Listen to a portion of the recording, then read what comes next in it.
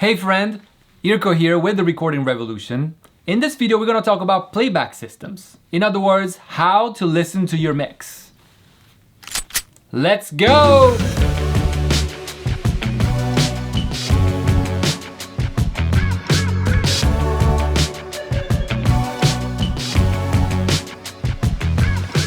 So take a look at these, right? This, and this. They're all like user-friendly, commercially available speakers that you may find in random homes like mine. And this kind of shows that really there is no set standard of speakers. We do not know what playbacks are gonna be used by our fans to listen to our song, right? It could be a stereo thing, maybe, hopefully. It could be a mono thing. It could be, no low end whatsoever. It could be too much low end in some systems in cars or something, right? So we don't know.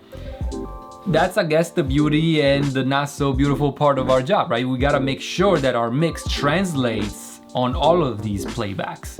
Obviously, the experience of our listener is gonna be determined largely by the speakers that they are gonna be using, but we can at least do some treatments and balances so that for the most part the experience is not going to be drastically different from one speaker to the next.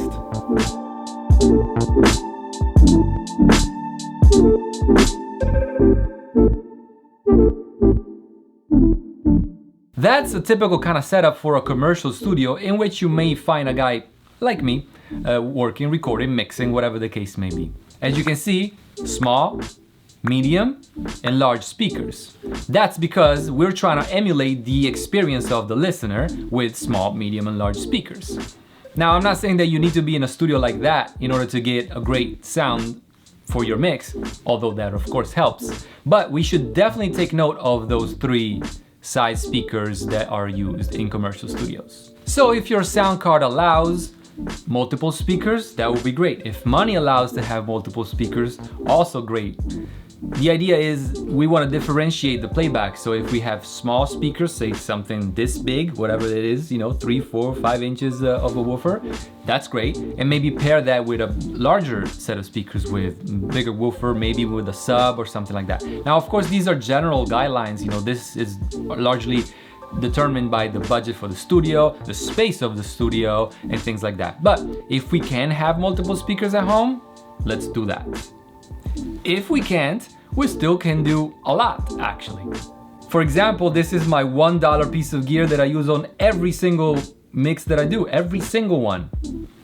And this has a lot of more benefits that you may think of immediately. For example, when we're talking about having speakers in a room, we're also talking about acoustics. The speaker will react to the geometry and therefore how the air behaves in a room in a manner that may be beneficial, but most of the times it actually is not beneficial. So not having any air between the speaker and your ear, well, that helps a lot. So if these are the equivalent of small speakers in that studio that I was showing early, these would be the big speakers. Now, these headphones will allow me to actually have low end enough to know what's happening in the sub-frequency range, say, 40, 50, 60 hertz. And that's very helpful because that frequency range is very, very difficult to manage, not only at the mix stage, but even more so in a room. Meaning, if you have a sub or big speakers with big bass, the bass reproduction will react very differently and very funky in a room that's not being designed properly. So you see how the budget and the necessity of things that we gotta consider while building a studio basically multiply exponentially when you're inserting big bass, big energy, big speakers. So this and this help a lot. No acoustic issues, nothing like that. The speaker goes directly over the ear, and in this case, the speaker goes inside of the ear. There's a few drawbacks that we have to talk about while using headphones for mixing, and that is your left ear hears nothing that's on the right speaker and the other way around. That is not a natural stereo presentation. In a stereo presentation, you have speaker and speaker and you're still hearing both speakers from both ears, right? So you will notice that any stereo information on the headphones seem to be exaggerating in width. Another one would be that the vocals tend to seem louder than they actually are on headphones. So again, switching from headphones to headphones and then ideally to speakers, that's another thing that I would strongly suggest. However, yes, those help a lot and they're very cheap, so just saying. I guess the biggest takeaway here is that it doesn't really matter how the song sounds in the studio, because ultimately it needs to work in the real world, right? I remember years back reading in a magazine about my favorite uncle. He would run a cable from the control room of the studio into the parking lot of it. For the car test, of course.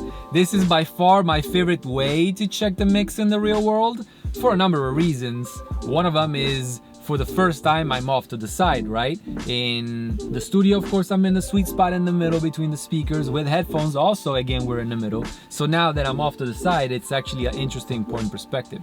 Also, the entire car has been designed to sound, well, the system has been designed to sound good in this greenhouse, right? So that's another point of perspective. Also, it helps a lot to use frame of references while checking the mix in the real world. Somebody should make a video about that. Also, you know what else is interesting?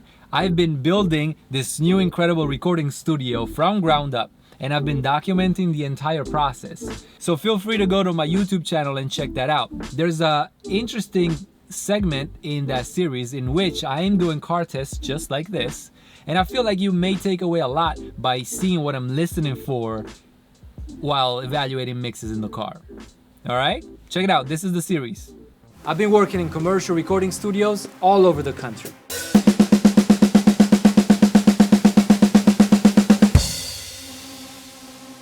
And now it's time to build my own. And I could not be more excited. I would love to bring you along on this journey. It's happening